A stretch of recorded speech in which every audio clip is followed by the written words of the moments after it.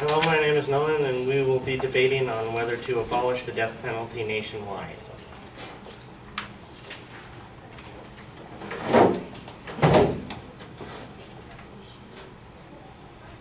My first claim will be that we pay more money to put people on death row than we do to keep them in prison for life. And a statement from PolitiFact says that on average it costs $47,000 per year to incarcerate a prison inmate in California during the 2008 to 2009 fiscal year, according to the Legislative Analyst's Office.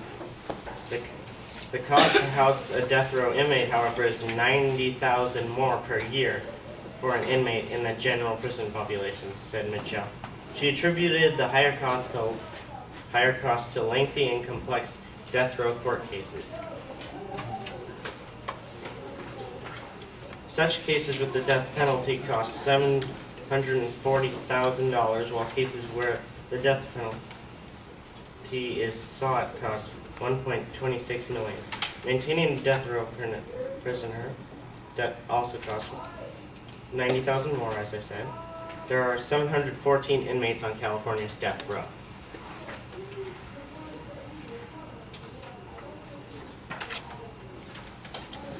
The reason why these cases cost so much is because they are far more complicated than non-death penalty cases. Experts will probably be needed on forensic evidence, mental health, social history for the defendant.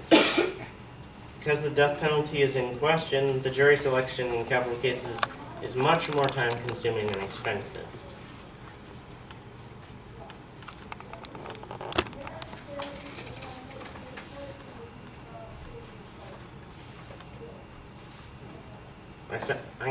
I also claim that the death penalty does not effectively deter crime.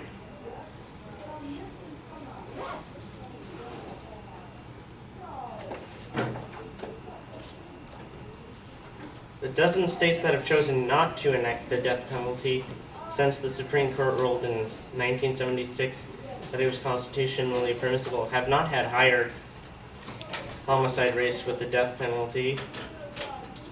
And a survey by the New York Times shows.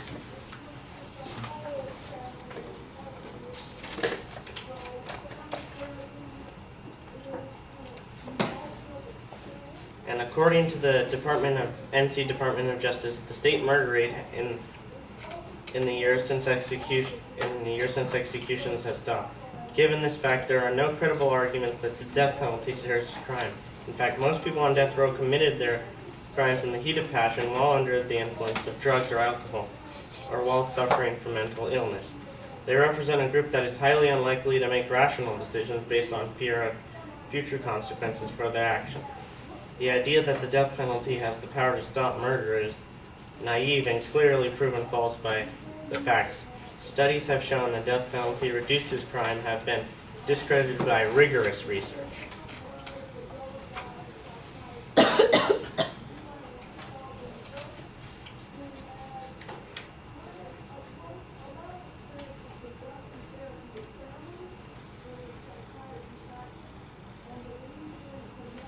A recent survey from some of the most leading criminologists in the country found that the majority did not believe that the death penalty is proven to be a deterrent to homicide.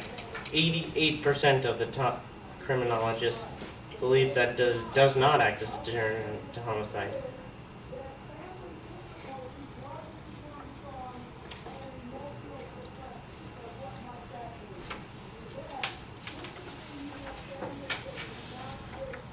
And the reason why this is because many studies on the deterrence of the death penalty do not support this idea. The murder rate in states that do not have death penalty is the South, which carries over 80%. In Texas, prisoners have spent close to 25 years. My third claim is that it takes far too long to execute someone on death row. In Texas, prisoners have spent close to 25 years on death row before being executed. It takes time because there are multiple steps in the appeals process in the death penalty cases. And there are multiple steps because it's the ultimate punishment and there's no room for error.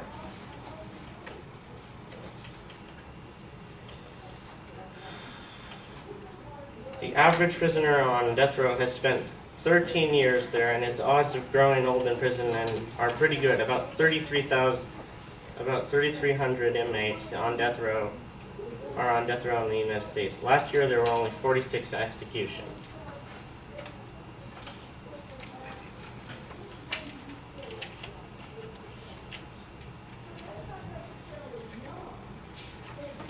And according to a study published in 2004 by the Journal of Empirical Legal Studies, 5% of the 5,826 death sentences imposed from 1973 to 1995 were carried out in those years. By contrast, a study found that there was 68% of chance of that the death sentences in those years would be overturned by the courts.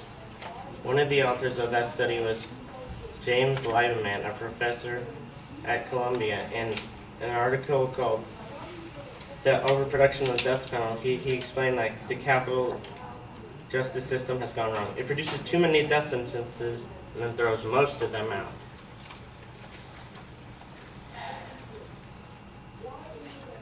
Thank you for your time. That'll be all for now.